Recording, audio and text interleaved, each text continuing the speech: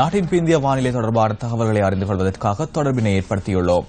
வளிமண்டலவியல் திணைக்களத்தின் வானிலை அதிகாரி முகமது சாலிஹினுடன்.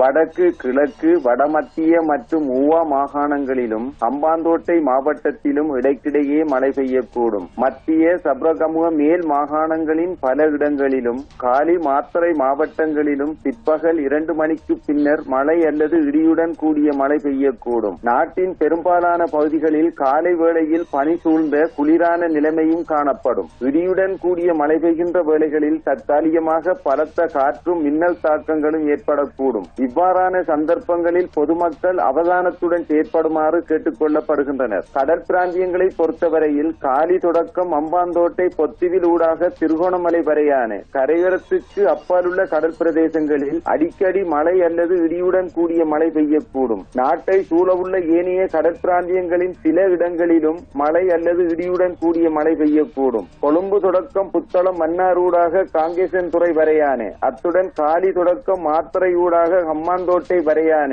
கரையோரத்துக்கு அப்பாலுள்ள கடல் பிரதேசங்களில் காற்றின் வேகமானது அடிக்கடி மணித்தியாலத்துக்கு 50 கிலோமீட்டரிலும் அதிகரித்த வேகத்தில் வீசுவதுடன் குறிப்பிட்ட கடல் பிரதேசங்கள் அவ்வப்போது சற்று கொந்தளிப்பாகவும் காணப்படும்.